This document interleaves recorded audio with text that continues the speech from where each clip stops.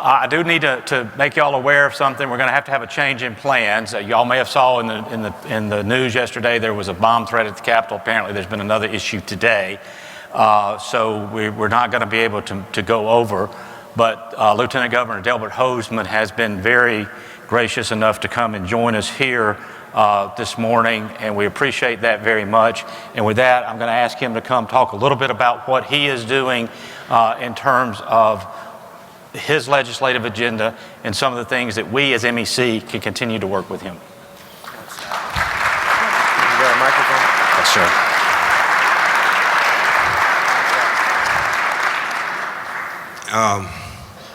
Thank you, Scott. Although it really wasn't much of a choice whether to come with you or stay in the building with the bomb.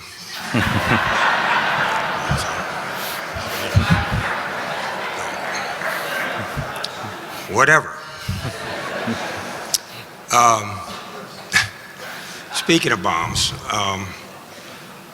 I went down there earlier today and I asked the guys got the dog, and he sniffed out something.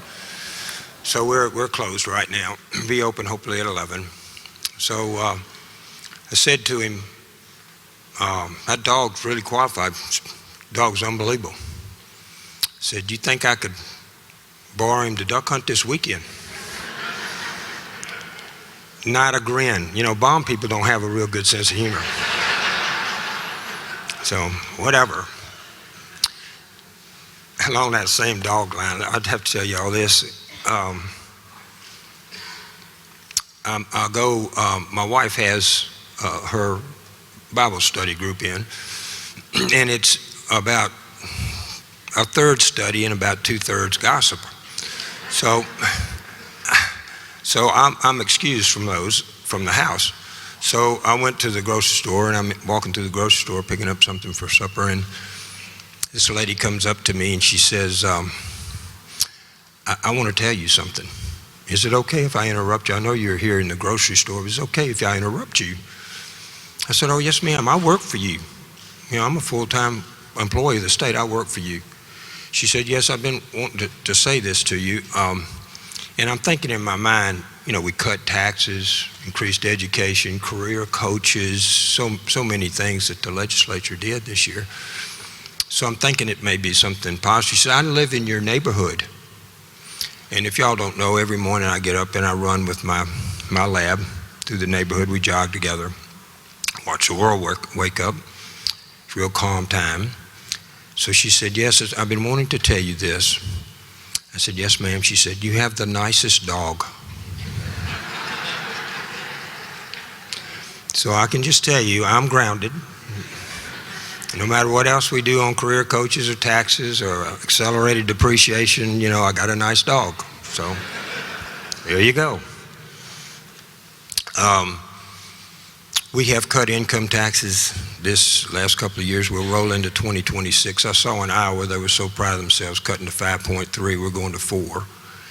And those are in addition to our other tax cut that we started prior to this time. We did do accelerated depreciation, which is an immediate tax cut for those of you who own a small business or a large business. Every CapEx that you've got will be 100% deductible this year.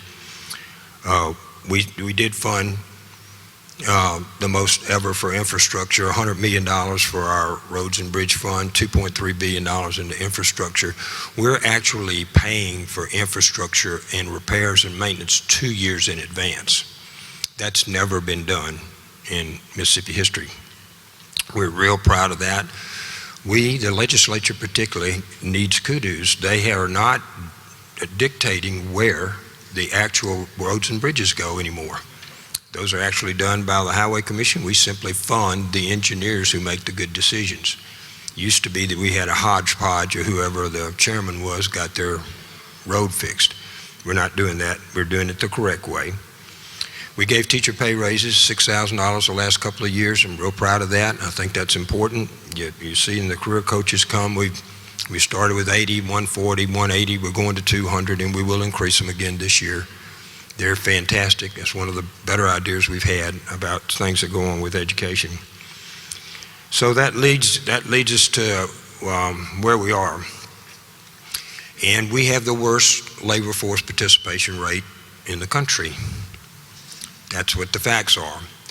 This next year, we're going to propose that we have last dollar tuition free community college. We have great community colleges. Our young men and women deserve the opportunity to get that degree that puts them up in your specialty area, whatever it may be, in your banking, construction, whatever the topic may be. So last dollar tuition is part of the culmination of a preconceived, premedicated way where we go pre-K, 5 and 6 year old kids, starting in pre-K, 20,000 of them now, through your third grade reading gate, through your college career coaches, through your community college system, all free public education. Now, if we're going to change the labor force participation rate, we've got to have competent people. And that competency will come from education. So that's why you'll see us continue to do this. We're not through with that scenario. So many schools you'll see are going to what we call semester or year-round schools. That's happening in Mississippi. I intend by the end of my 4 years term that y'all have hired me to do here, that we'll have more year-round or semester system schools in any place in the country, because it's real important for people to stay in school and learning in a safe environment, getting fed and listening to Mr. Sutherland about what their careers are. That's really important. And that's how we move the labor force participation rate. Now, some of this is your personal integrity. It's your personal drive to do that. That comes from parents, teachers, individuals themselves. That comes from coaches and career coaches. It comes from faith-based community. It comes from everybody in here. That's why his suggestions are so important to you, that you take and mentor somebody. Ask them to come work for you. Give them just a chance to see you for a day or whatever. What that does, first of all, gives you first choice of getting a new employee, which is hard anymore. We're 3%, basically a little over 3% unemployment rate. That means 97% of our people who are looking for a job have got one. There's only like 3% that don't. So basically, Mississippi is fully employed. That's where we are. The only way to add to the pool is to get a more educated workforce that joins the pool. And at 53.9%, we're not near average. Average is 61. So we have a huge pool of people that could be working for you, making you better, making your jobs better, making your company better, making their lives better, making our state better, all of that if they were just working.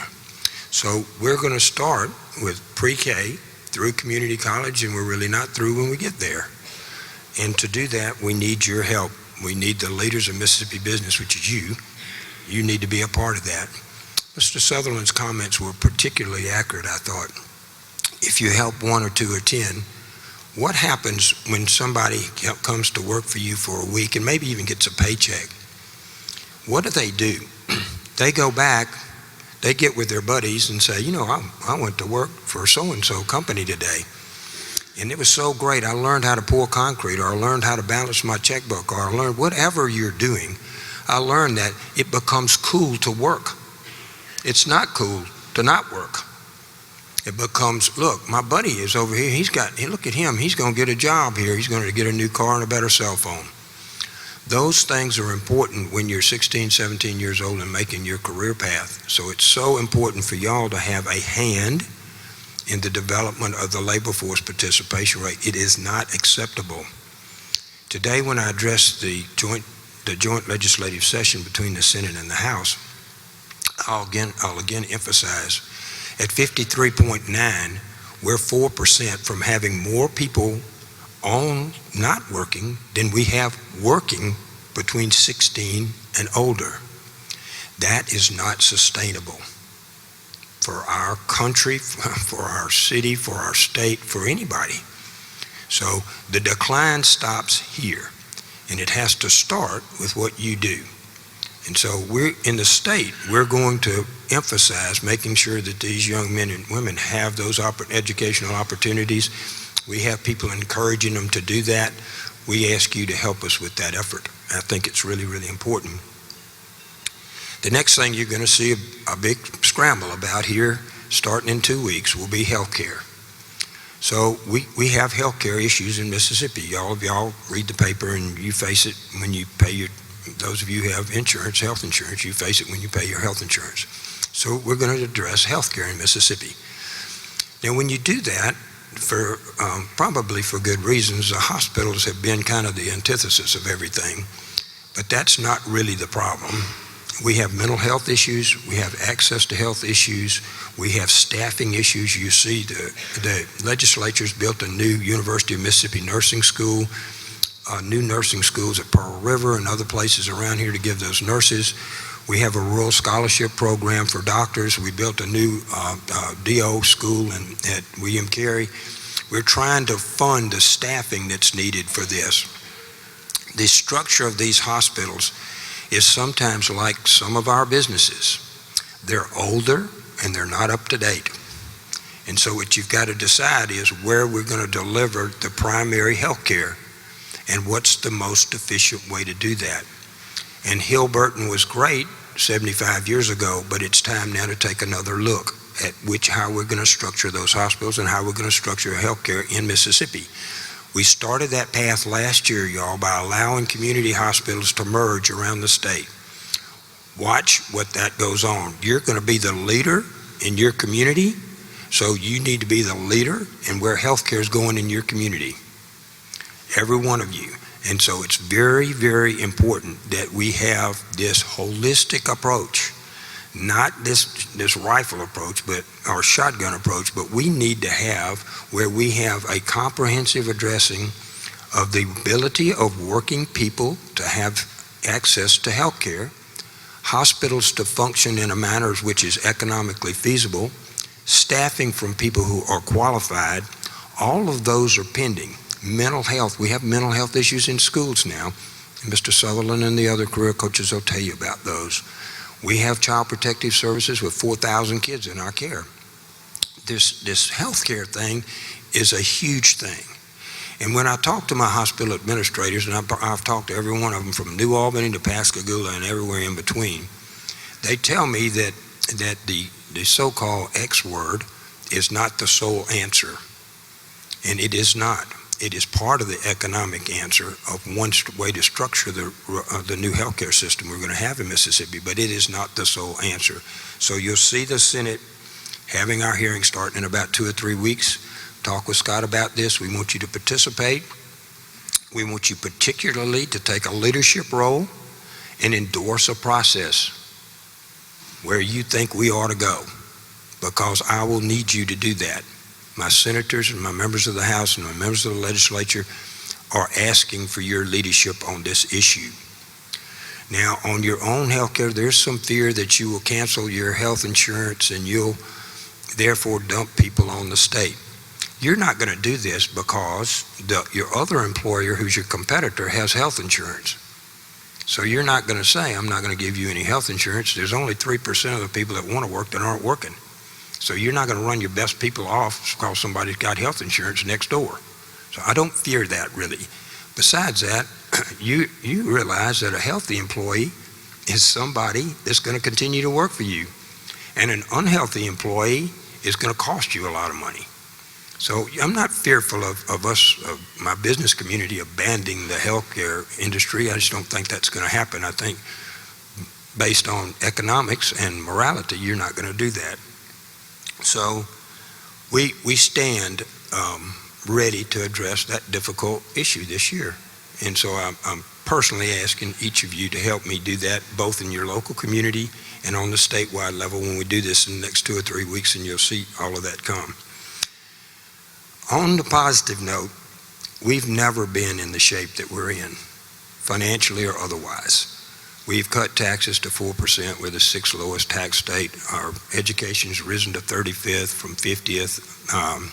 We have paid off. You of all people would know this. After this year, we will have paid off $900 million in state debt. 24% of the state's debt has been erased in the last 3 years. We do not intend to borrow any money this year.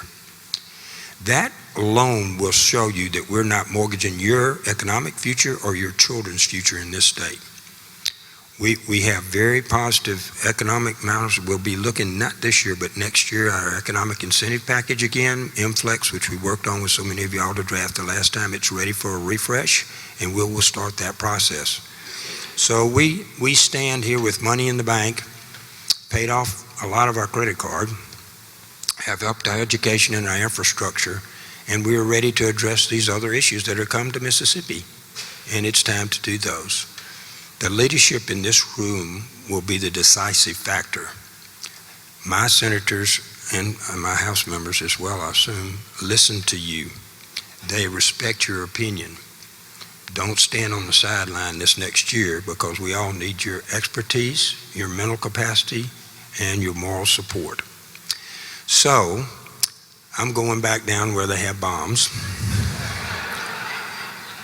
Y'all are welcome to come, but you're too valuable. You probably need to stay down here. It was helpful that they said they were going to bomb the Supreme Court this time, as well as the state capitol. So at least we're all in it together.